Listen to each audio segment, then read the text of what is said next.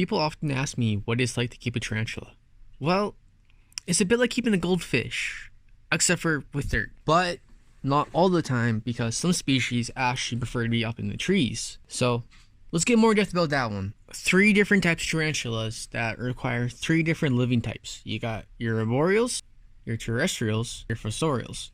Your terrestrials tend to have like a nice burrow, but tend to hang out in the open. Your boreals, like up in the trees, tend to require a lot of climbing space, whereas your fossorials need lots and lots of deep dirt to dig in because that's where they feel most at home. Another way to figure out types of tarantulas is the 2 types known as New Worlds and Old Worlds. Now there is a huge difference between the 2. Old Worlds don't have urticating hairs. They tend to be more aggressive and move faster than the New Worlds do, as well as their venom tends to be more potent compared to the New Worlds. Now the New Worlds tend to move a bit slower, are a lot more docile, and have the urticating hairs, and their venom isn't as bad compared to the Old Worlds. Now you're probably wondering what urticating hairs are. Well, with New Worlds, they are these really fine hairs that the tarantula uses as a defense mechanism.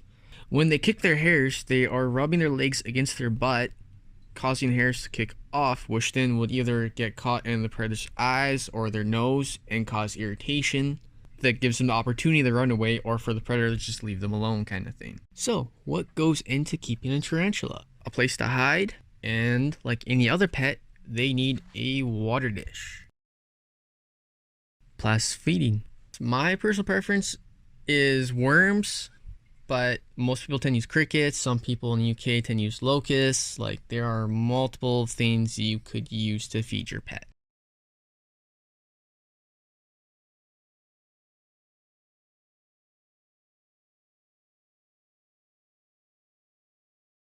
What do you start off with when you plan to get a tarantula?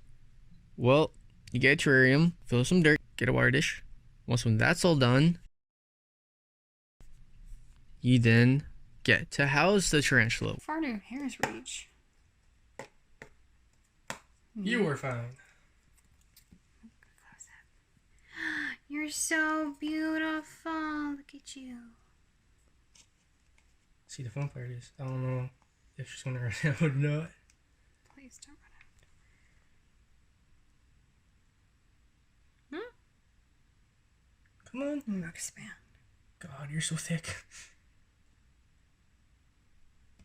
Come on.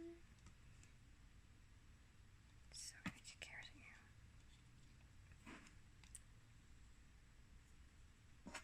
Come on, girl. If I get attacked, it's your fault.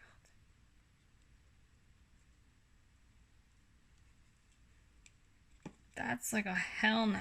Housing a tarantula can be a very slow process and requires a lot of patience in order to do properly without damaging the tarantula or harming yourself with it. Maybe we just like whoop. Give her a little bit. She might come out on her own. Oh, here we go. There you go. There you go. Probably feels a lot nicer than that would. Like, don't focus on the log, phone. Cool. There we go. Your phone's struggling to decide. Oh, just don't escape. Cool, that actually went real smooth. That was smooth? Yes, that was real smooth. And she's home. Housing a tarantula can also be a lot of fun too, since you get to make the enclosure how you want it to look, but as well as meet the requirements for the tarantula in order for it to be happy. The first time housing a tarantula is always the most exciting part, since it's the first time you get to introduce them into their home, and it's the first time you get to set up their own enclosure too.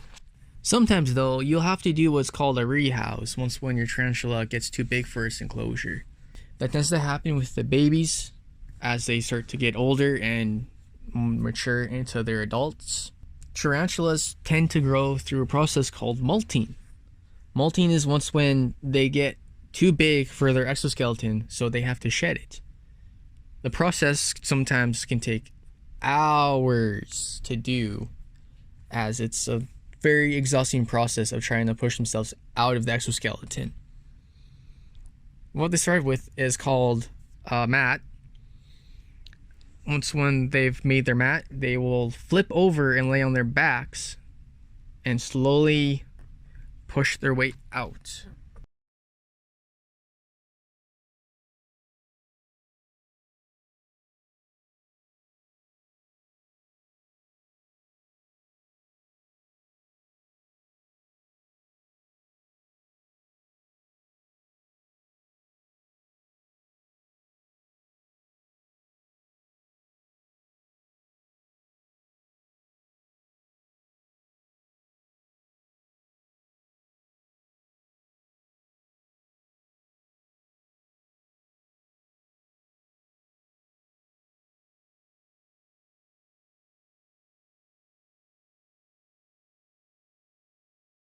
Tarantulas are really cool and exciting pets that can always make an interesting thing to talk about, especially around friends and family. And there's always new experiences that happen with them too. Since every species is different, they all have their own personalities like every other pet does, and just all of it can be really exciting, and it's a great experience for anyone to have.